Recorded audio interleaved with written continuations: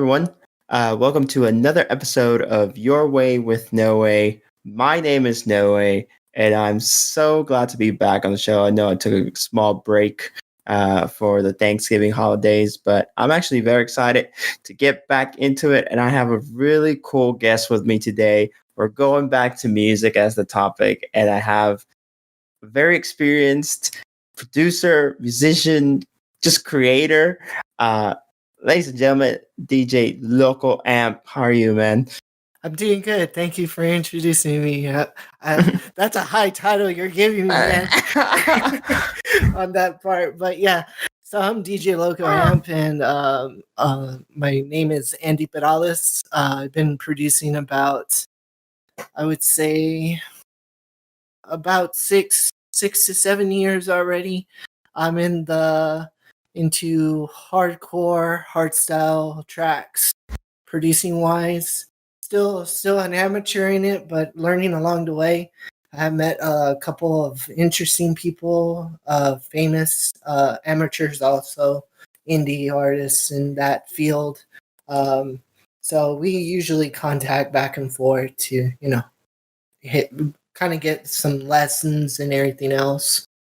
So I love, this is like my podcast. I love having indie artists and having, I feel like the journey's just starting. The creativity just have not been like, sometimes like indulged or like affected by like the industry, as like I like inviting people like you on the show that are just, thank you. love it. Thank you. So Loco A.M.P. Hardstyle DJ. Well, okay. Are you a producer, a DJ? What? So you go by producer, right? I guess.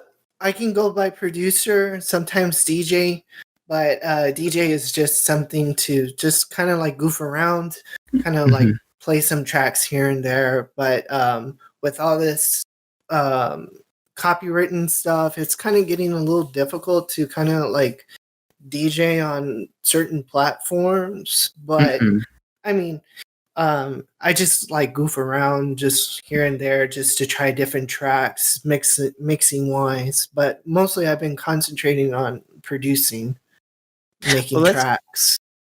Let's start from your beginnings. Do you, I guess, when did music enter your life? Do you remember when music entered your life? So my primary instrument is cello. So I'm actually a cello player. I started in 5th grade. There's here in San Antonio, we have our little music programs.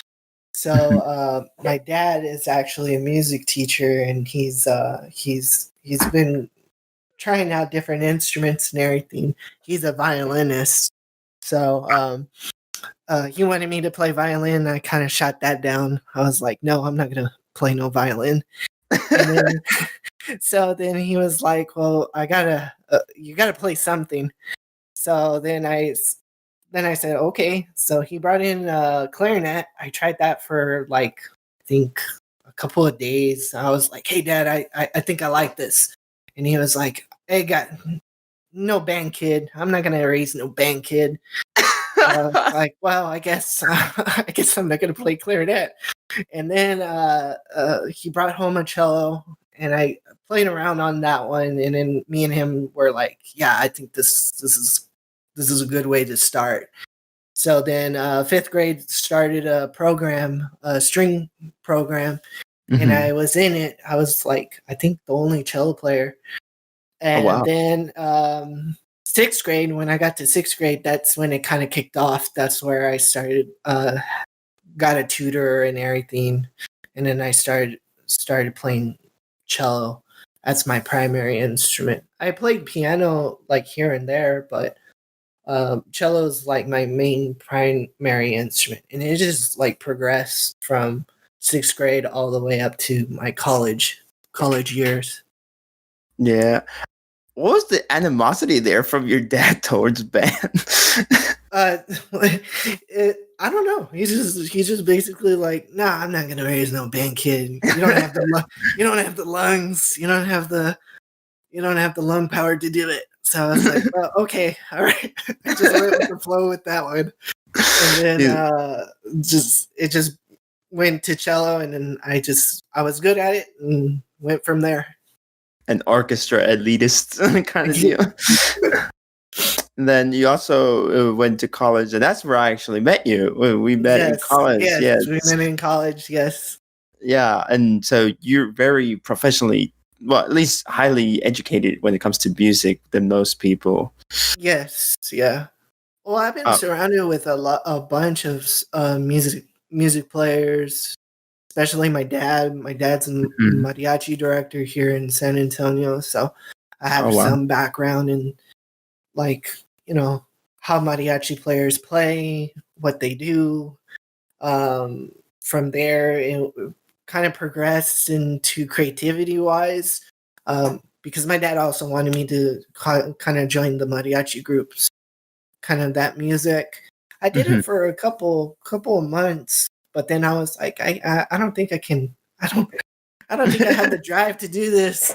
So he was like, you do whatever you can. Just this could also be like, just a backup plan just in case, because you know it already. So I know mariachi music, and but yeah, I've been surrounded by a lot of people who are musically background, and Dr. Dowdy is one of them. He's one of my dad's best friends, and he's my best friend too. He's very well educated in music theory, music compositions. I mean, he knows it all. And tutors, I had a bunch of cello tutors with different theories on how to play. Some of them were good, some of them were like, I don't know. They just you kind of question it. Yeah, I kind of questioned some of them. They were good players, but they weren't good teachers. And so later now, when does DJ Loco A.M.P like come out of the shadows? How did it start? Yeah. Well, it kind of started in I think in high school. I was kind of like self-discovering, like, what type of other music is out there. So I was kind of dabbling into, like, I like techno. I liked anything like, bass wise and electronic stuff and everything. So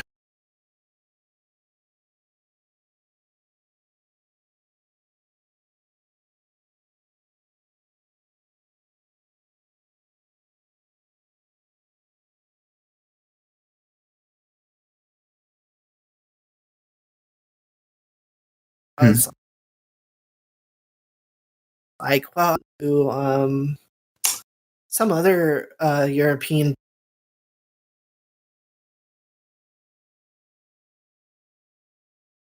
DJs, started, kind of learning it. Mostly it was trance, techno music first, and then I didn't get into the nitty gritty hard stuff in, I think, my senior year in high school, and then that's where I kind of progressed into, like, I want to learn it. I want to learn how to produce it. I want to learn how you make that. How you do that. Started mixing my own tracks. I would, burn some music, and then I had like a rinky dinky software. Some kind of LiQWYD. Yeah, kind of LiQWYD, and then some other rinky dinky software. I kind of bought it too. It was like $75 or something. It was a CD.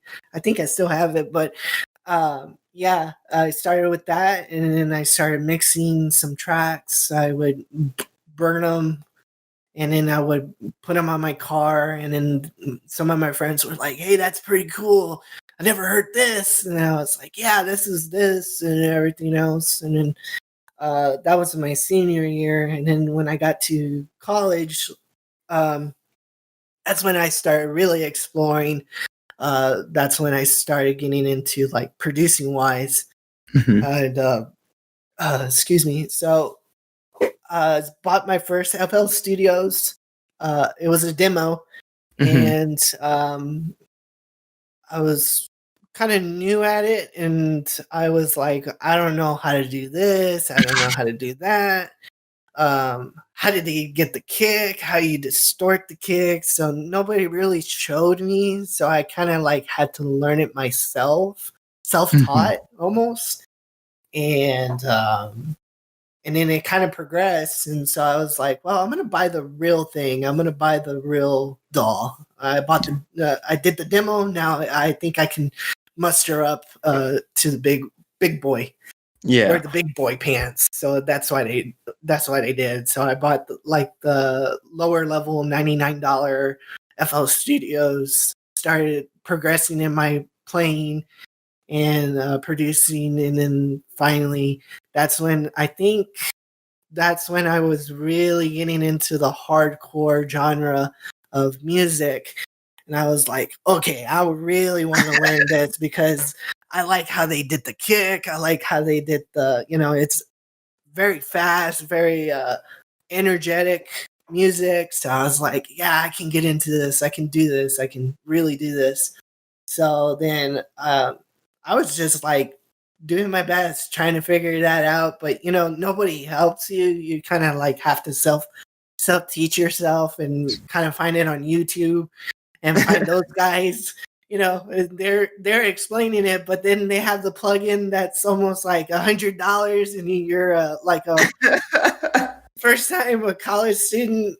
I was in community college, so it's like I don't even have the money for Mhm. that. I'm gonna just concentrate on school. But I mean, man, some of the plugins back then were like stupid high, and Uh, so. But now I have a job and everything else. Now I can afford those plugins. But I've been progressively getting good at the kicks, getting into the hardcore, meeting new people in that hardcore community.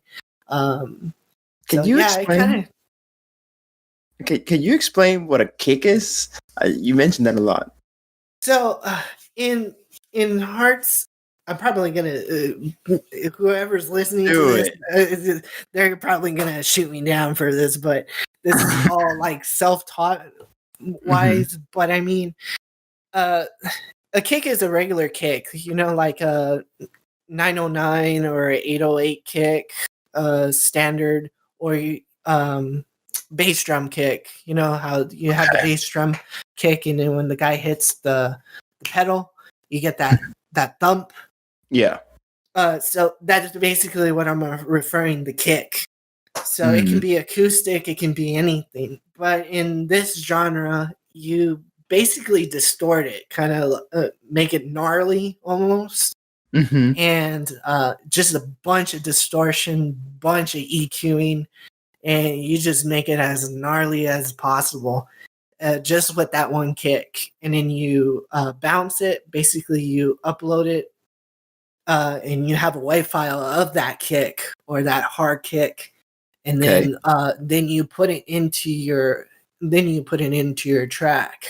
And then you got to also figure theory comes into play too, because if you don't know theory or anything like that, like what key you're in, the Mhm. kick won't fit into your track. So you also have to know a little bit of theory and composition into your producing wise.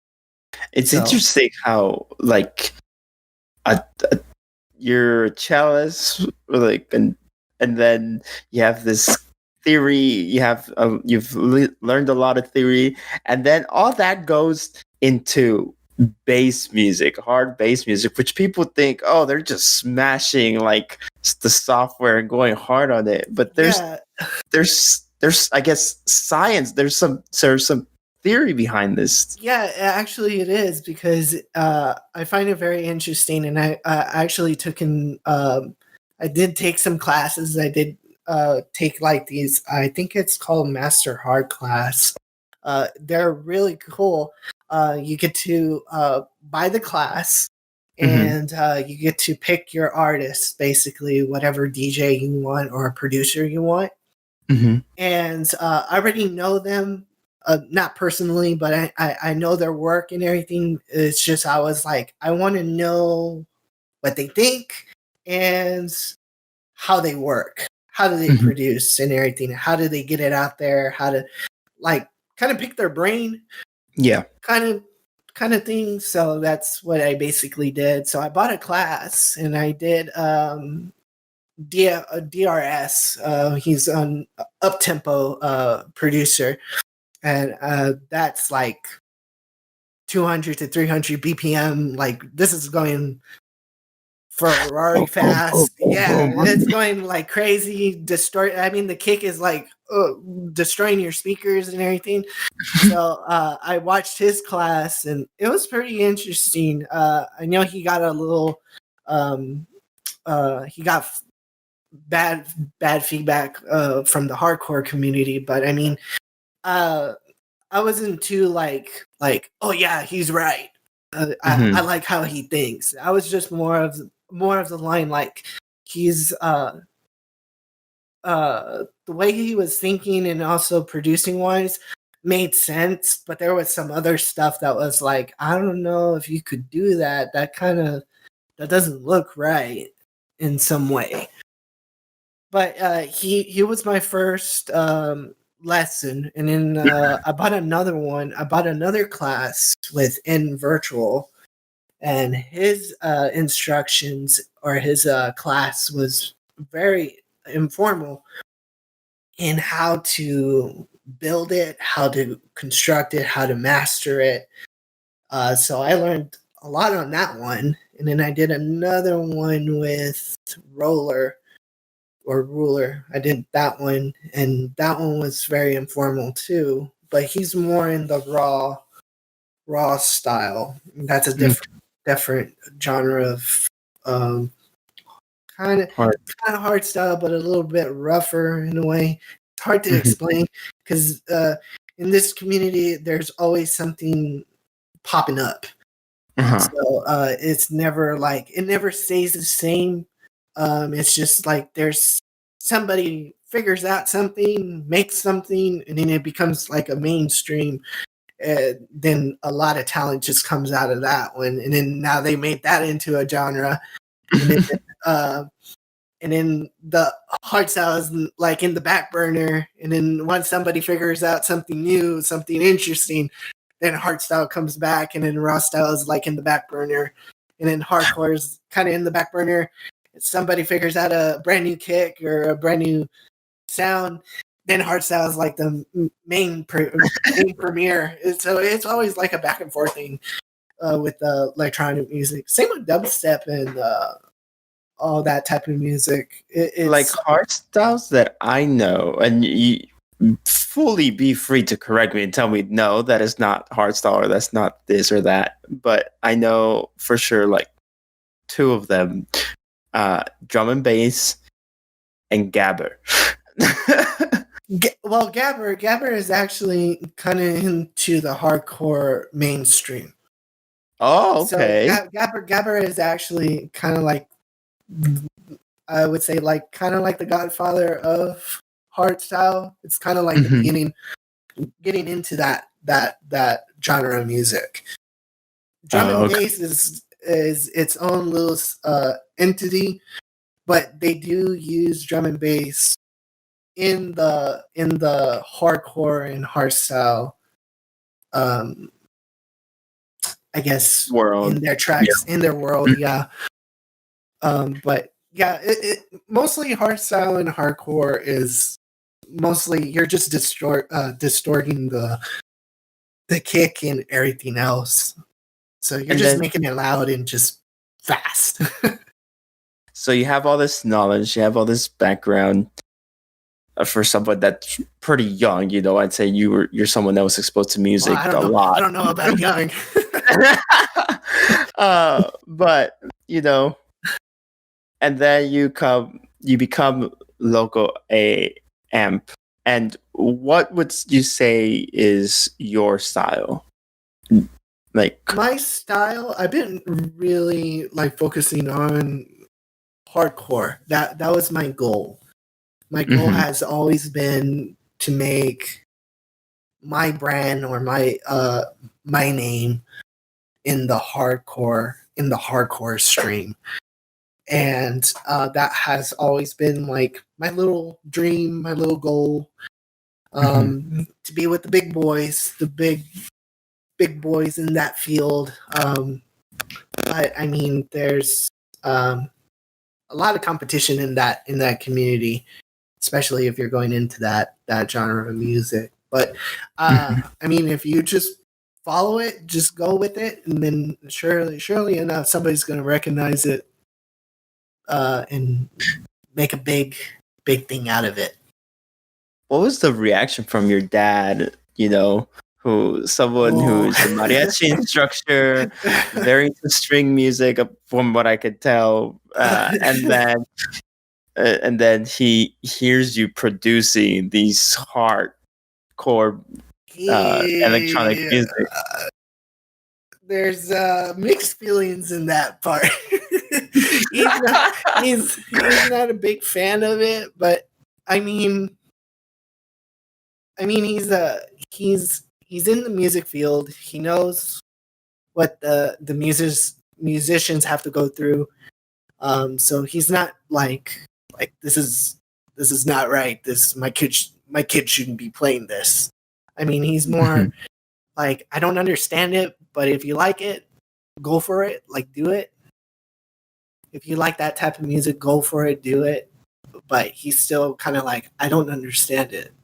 All I hear is just distortion, loud. It's weird. I don't get it. So, but I mean, he understands it at first. The one thing he kind of like didn't like was when I got my first turntables. mhm. When I got my first turntables, that was I got backlash on that one. He was like, "Oh God." Yeah, he was like, "Oh, this is not good. This is not great." And so I had to explain to him, like, well, look, I wanted to try this. I'm not going to make it into a career, Mhm, but if it does come to that point, I would go learn it and make it into a career. But I'm not going to make it into my livelihood. This is mhm. just for fun. And I saved up. I saved up my money. I saved up everything, and then I bought my first turntables. I think back in, I want to say 2000,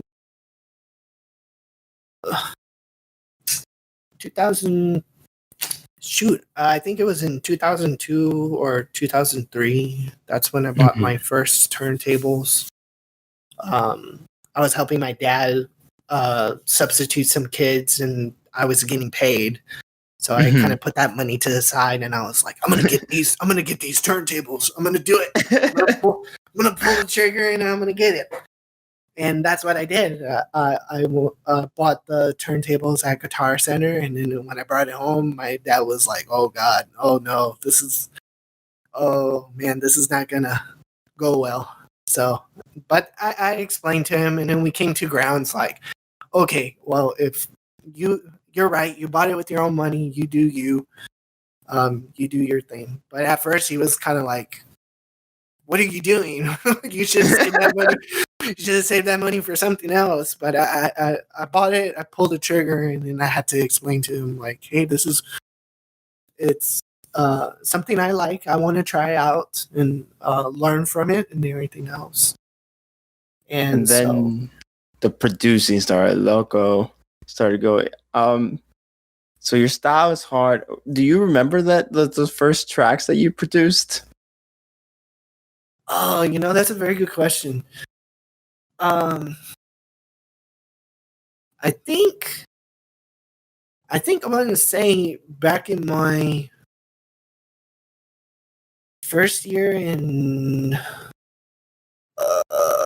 I want to say first year in community college.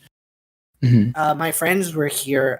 My friends Nick and John, but they were going to different universities. One was going to Marquette, and the other one was going. My other friend was going to Cornell University. So, usually when they come back, we would like hang out and we would play video games and everything else. And then that's when I started producing like my very first track.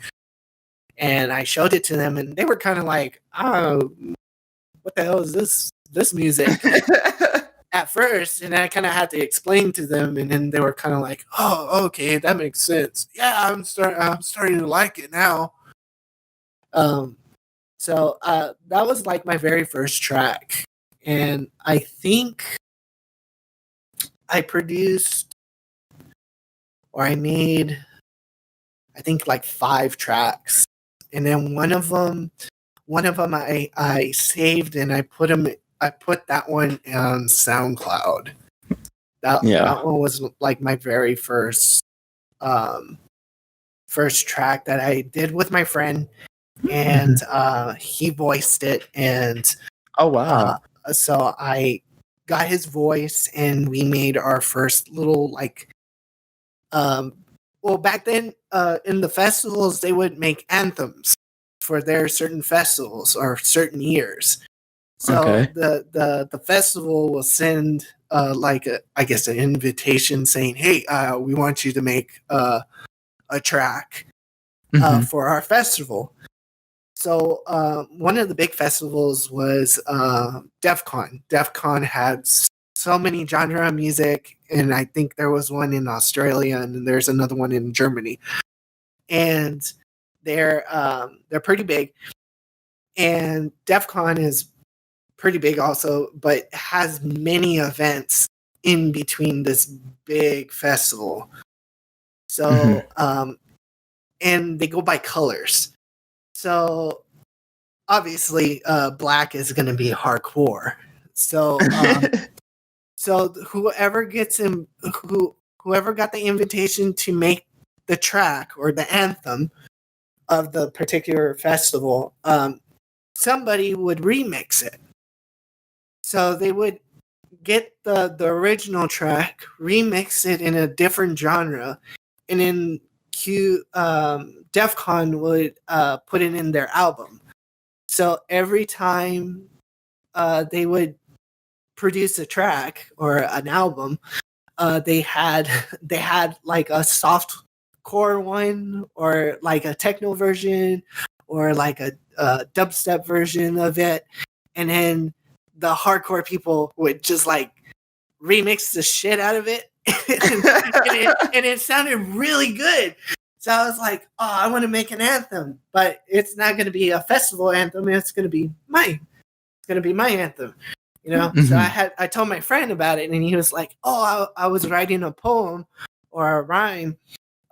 You want me to put it in your track?" So I said, "Yeah." So I also bought my first Yeti mic, Blue Yeti mic, and we tested it out, and I recorded him, and then I put it in my track, and I think it's still in my SoundCloud. I don't think I ever deleted it, but right now it's like sitting at, I would say, like 200 or 400 listens.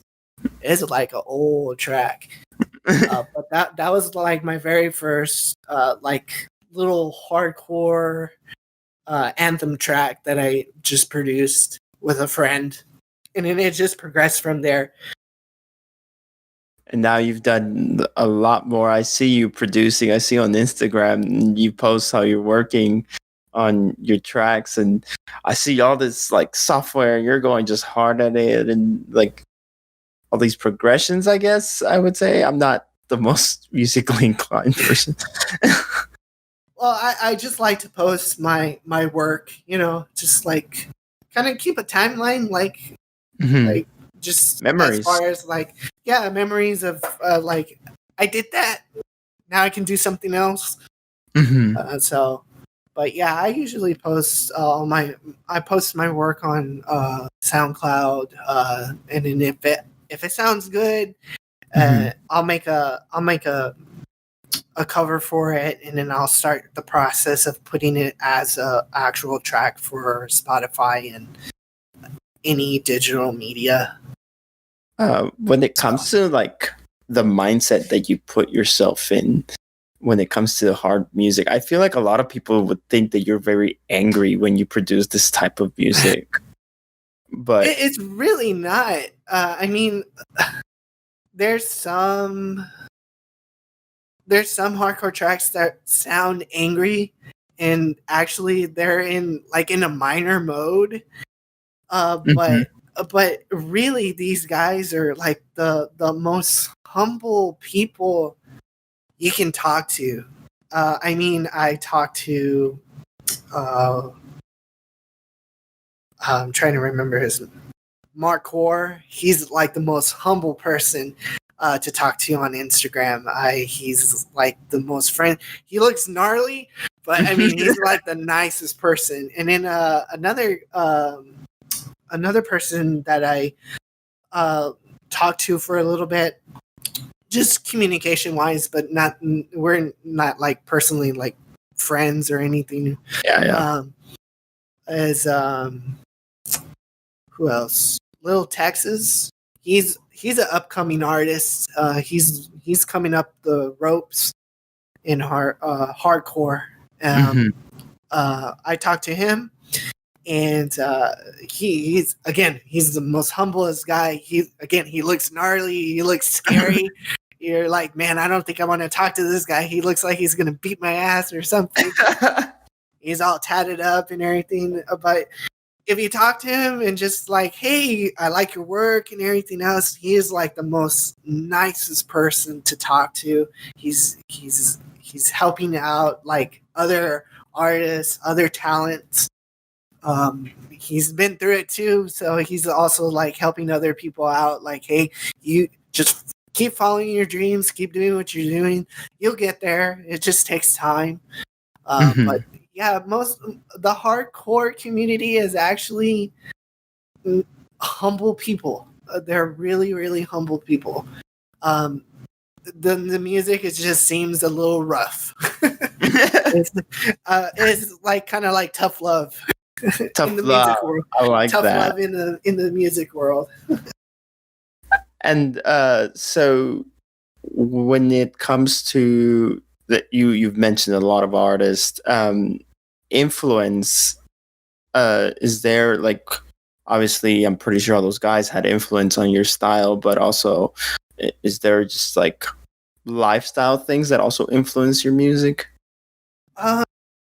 No, not really. Most of the time when I'm gonna get into my creative mode, into producing mode, it's just a thought. It's like when I'm at work and I'm thinking of something or I heard something, because for me, I like to listen to that type of music and analyze it. Like, how did they get that sound? How did they kind of like dissecting the whole track, and then I'll start from end to finish, and then I'll go home or I'll be listening into the car, and then I'll just like memorize it from beginning to end, and I'll be like, okay, so how did he or she, produce this track in a way to make it energetic, or how did they add this like really nice melodic line to their kind of, even though it's a heavy track, some of them actually have real beautiful orchestral parts to it, so it's kind of makes you kind of wonder, like, how do they do that? So I just go in the mindset of just like, well, let's try this sound, see how it goes. And if I don't like it, then I can switch it up into something else. And then sometimes it does play into the mood too. Like, am I a little depressed? Am I a little happy? If I'm happy, then I'll make a little happy sound to my track. If I'm a little down, maybe my track will have a little meaning to it. But most of the time my tracks are pretty much like in a happy. Happy is just I just like that hard kick. I need to add that hard kick. You just want that action there, like that Yeah, hard, I just that want tough that. love. Yeah. Do people get surprised when they see the type of music you produce? Because you know, I know you're a very happy guy, you know, very positive guy, and then like I produce this type of music, and Some people think, yeah, I think some people think it's kind of weird, like a happy-go-lucky guy like myself, produce like this angry, hard music, and I had some family members come up to me like, "Are you okay? Are you going through stuff?" And it's like, no, I just like it. I just like that, like blast in your face type of stuff, you know. So they're like, okay, that's Andy. That's what he likes. So then we're not too worried about him. So, but yeah, I had some family members like kind of question it, like, "Hey, are you okay?" And it's like, "Yeah, I'm all right. This is my music. This is my outlet, basically, my outlet to kind of express a little bit of how I feel sometimes, but also I like to share my thoughts, my creativity into the music." Well, can you like let us a little into behind the curtain into your process when it comes to producing your tracks? Like just So, how you go about it? how do I go about it? Yeah. Like, are you saying like how I build it, or? Just anything. Like if you have like a just general outline of what you do, or if you want to get technical with it, you know. Usually when I start, everything's blank. So whatever DAW you're working on, digital workstation in dummy terms. If you're working on FL Studios, Cubase, Logic, some other software that you build your or composition, usually I start with a clean slate. So that means no effects, no anything. The only effect that's I usually leave on is the limiter, because we're dealing with hard kicks. It's gonna blast in your face. So when I start a new project, I first have to figure out what I'm gonna do, as far as what is the melody I'm looking for, what type of feeling I'm looking for, and then how fast I'm going. Because some tracks can go from, especially in the hardcore community, it's usually going to run about 175 BPM to, I would say, about 600 BPM, depending on. Yeah, it really depends on who's producing this and what style you're wanting. So my comfort point is usually about 175 to about give or take maybe 250 or 300. But right now I'm in the process of making another track. That's kind of out of my comfort zone, but I really like it at the moment. So it's about 340. So that's a little out there for me, but I'm like, I really like it. I really like it. So I want to stick with it. So, but yeah. So first you gotta have a new project. Figure out what your melodies are going to be, what your sounds are going to be, and then set the tempo. You gotta set the tempo. Once you set the tempo, that's when you're going to start going into your creative mode. So for me, there's kind of like a process. I have to go through my kicks to see what kicks I have that will fit with my with my melody. Because sometimes, again, if your kick is in G and you're in F, though, that's just not gonna fit at all. So you also have to know what your sounds fit together. So I'll go through my library. I'll go through my library of kicks that I made or I found from different guys or different producers. They sell their packs, their presets and everything. So I like to dabble into that. Like I'll buy their packs and then I'll just go through them and then like I like that sound, but it needs some work. I want to add my own sauce twist to it. So in this type of field, your production is going to be kick building, basically. Your whole day is just going to be building and figuring out what kick you like. It'll take a day, a month, just to figure out what kick you like. And then if you like it, then you bounce it, you put it in your library, you put it wherever file you want to put it in. Mm-hmm. And then once you're done with that, then you go into your creative mode of like, okay, I built the kick, now I need to build my melody. And that's where it just goes from there. And then once you're done, you kind of want to listen through it. Rule of thumb for all producers or all amateurs is to listen to your track through speakers, through your phone, through your car speakers, because different frequencies, because you're dealing with a lot of distortion and a lot of EQing. It does affect the kick, and it does affect the track or your sound. Not everyone has studio monitors. Exactly. So the rule of thumb is to listen to your track through your speakers. If you have shitty speakers, listen through those too.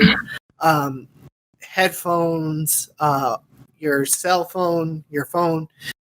Test the speakers on that one. Also test it in your car. And if it sounds good in all places, then that's when you finalize it. Basically, you set it out for to be listened to other people. You put it on the SoundCloud. For me, yeah. Well, for me, if it sounds good and it does all the check marks, then I'll put it onto the actual social media or digital media. Okay. But for SoundCloud, that's kind of like I did this like in 3 days. Here you go. Here's a track. But the ones that I usually like spend like a week or 2 weeks or even a month, because again I work. Those tracks usually I would go through that process, and then once they sound good, then I'll put it in the social the social media.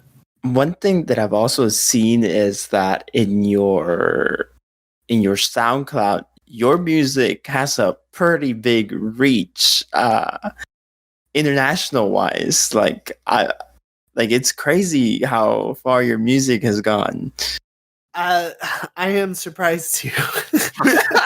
I'm always surprised, but it's kind of comforting though, because I usually do check my SoundCloud account, and then I'll go through the insights, like seeing who listened to it. I'm always interested, like, oh, a guy from Australia listened to it. Oh, that's cool. And I would check his account, and sometimes they don't even have music on theirs. They're just a person.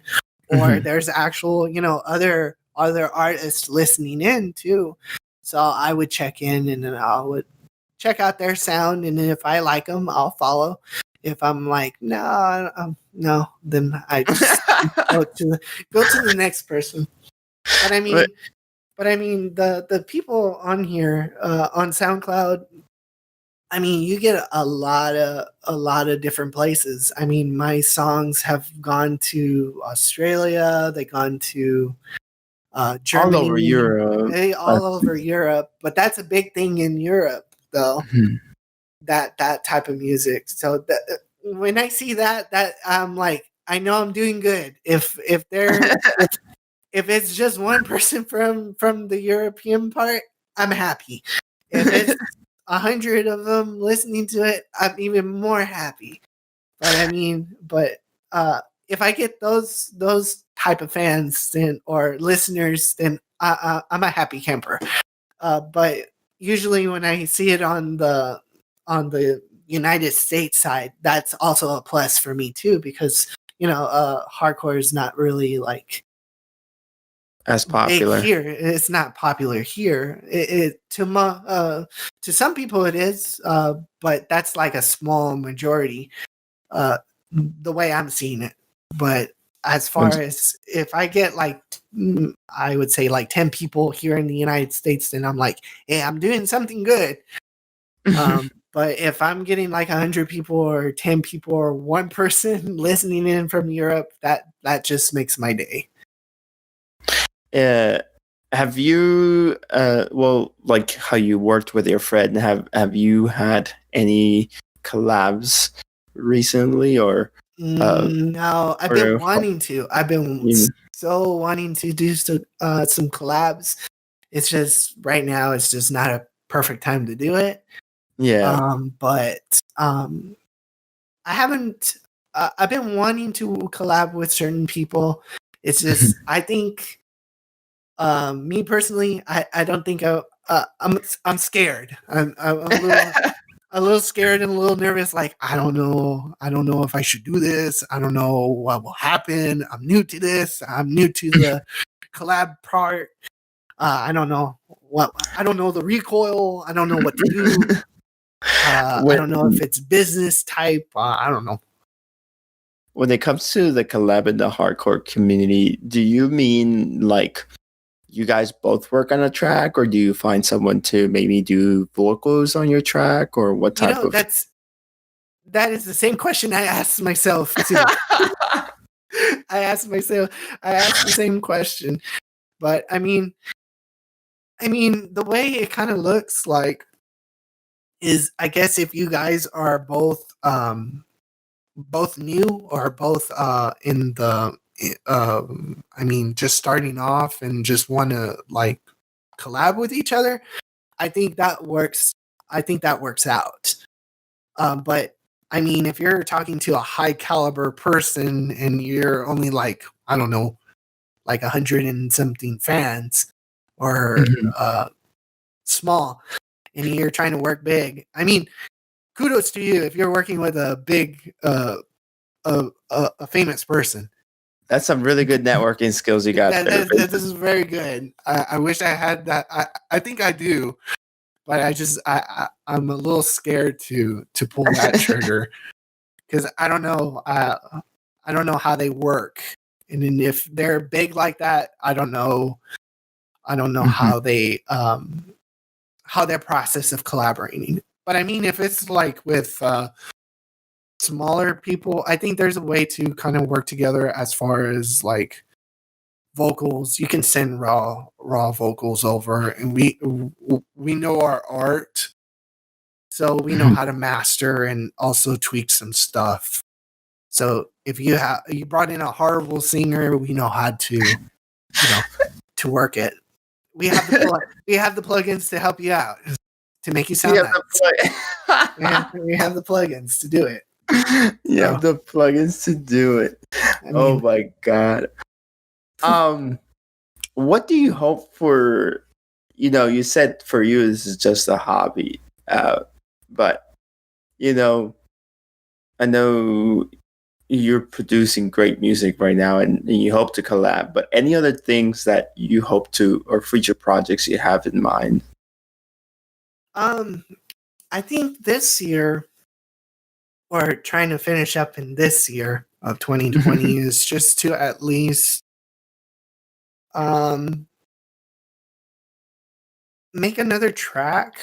Um that's a little out of my comfort zone, but take the skills that I learned so far and kind of showcase it, kind of like show it or demo it to, because actually my goal is to actually send some tracks to labels and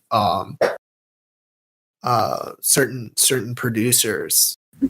Actually take that plunge, because I've been wanting to do that for quite a while, but just some of my tracks are, I think I'm kind of overthinking it, but some of my tracks are not, I don't think they're there. So but my goal is to at least work, learn, and then if it sounds good, I'm happy, then I would take the plunge of at least sending it to a producer or to a label, the demo. That's my goal for at least 2020 going into 2021. Do you think it's a curse? Oh, sorry. Go ahead. For at least 2021, I think I'm going to start looking more into, again, demos, and also starting producing a track. Probably, I'm looking into probably making another little album to make again, because I did that. I've been wanting to make an album, and I reached that goal. I did that album, and then I wanted to make another. I made another one, but that one was actually for a video game, upcoming video game, and they were looking for sound designers and somebody to compose for their indie game. So my friend sent me a text. Yeah, my friend sent me a text, and he was like, "Hey, you want to do this? Just give it a shot, man." And I was like, "Okay." So I did it, and that track, I did like 5 tracks. I did like 5 entries, because they gave you like 5 times. You can only do it 5 times. So I did one. That one did kind of, everybody liked that one, but I think it didn't fit with the theme of the game. So I did another one, but I was kind of like goofing around, kind of almost like, I'm gonna send this one. Okay, I'm gonna send this one. And then I got to my last like Entry. 2 more entries, and then I was like, okay, time to get serious, not to really like put on my game face, like really show my colors, like what I can do. And then I did the 4th one, and that one was like, yeah, okay. But the last one that I did, that one like took off. Like everybody liked that one. That kind of fit the theme, but the only thing was that because I'm up against everybody else who's doing the entry, most of them were really good too. So I was like, well, I don't know if my track is gonna get there. So next day, I know it made honorable mention. So I was very happy with that. So once I saw that, I was like, you know what I'm gonna do? Because it didn't make it into the video game. I mean, it's honorable mention. Just for the people who liked my tracks, I'm gonna make an album. So I put it on Spotify and everything, so those guys can take a listen if they like the music. They have, they have it in hand. So I was generous on that one, and then I think after that one, I did another little album. I think that one was just like a goofing around, just like, I just want to make something, just put it out there. So that one kind of did okay, but nothing compared to the video game one, the little album one. I guess it's a balance for you with and for like a lot of artists when it comes to, you just have to put yourself out there and try stuff like competitions, but at the same time you have such high standards for yourself because you have all this theory, this ideas in mind that you're like, well, this and that and that and this. Yeah. So it's balancing both of like, well, it's not perfect, but I also need to like put myself out there at the same time. Yeah, that's like the most hardest thing. Especially if you're an artist or upcoming artist or indie artist or whatever you want to name yourself. But I mean, it's very hard because you're against. It's kind of like interviewing for a job. You're up against like all these other people, and you just came out of college. You have your degree, and then you go for this interview, and then this person already has a doctorate. They already know the field, and then you have another person who's like also well experienced and everything. And then you go in the interview, and then again, you're up against elitists, people who have already been in the field. But to those, I would say not to get discouraged, because there's still an opportunity to get known. Just for me, I think, that balance, you have to do a balancing act with like, is it perfect, or should I post it and see what happens? Yeah, you're right. You do have to kind of balance that, but I feel that you can also still kind of work at it in a way. Well, I think we'll leave it at that great lesson right there. I want to thank you for being on the show. No problem, man. No problem. It was very educational, very very insightful when it comes to hardstyle, which I hope a lot of people will at least give it a try now. Do you? And I hope they try your music as their introduction into hardstyle. Do you want to shout out your stuff where people can listen to you and follow you and find you? Yeah, sure. So I am on SoundCloud. Just basically put DJ Loco A.M.P. When you're gonna put amp, just remember to put A.M.P. Just a little hint, that is actually my initials. Oh, that's so cool. So that is my initials. So when you look at the logo and see Loco A.M.P, the amp is actually my initials.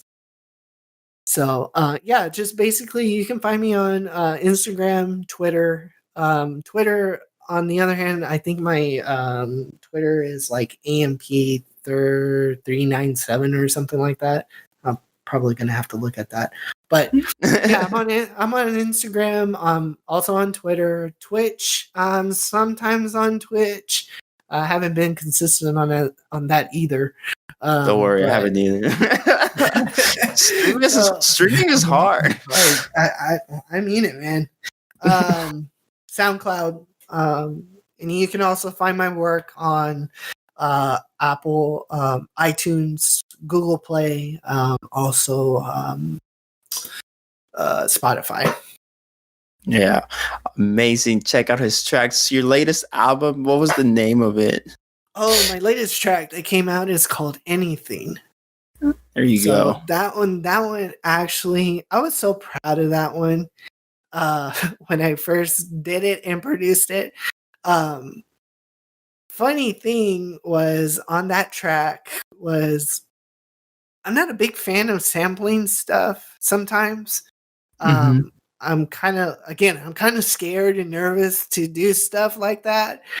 And I've been seeing on a lot of channels, YouTube channels, tutorials. They're like, Splice, go to Splice Recordings. They're free royalty, samples, blah, blah, blah, blah. Yeah. It's a monthly thing. So I was like, you know what? I'm just going to pull the trigger and see what the big deal is. Yeah. So I did it. And the vocals are Splice. And all I did was just basically alternated it, added some effects. And it came out to me, it comes out really good. And then I got to use my teachings or the lessons that I have been taking onto that track too. So those kicks were actually homebrewed by your boy. There you go. So I was very happy with that track. So I was very proud of it.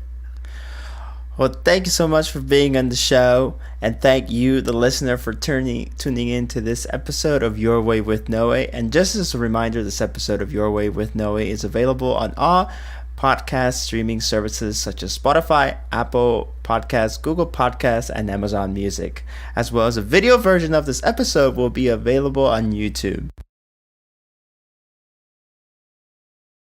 Actually, gonna put it on YouTube. I'm sorry. You didn't say that. I haven't shaved either. Or there too. I haven't shaved either. This COVID thing, man. I know. COVID, man. Hopefully it ends soon. You can follow me and my ugly beard too at YoSoyNoe on Twitter and Instagram. And like I said, you could chat with me on Twitch. I'll try to be more consistent. Streaming is hard. I would like to just thank Loco once again for being on the show. No my problem. name is Noe, and this has been DJ Loco A.M.P's Way. Thank you.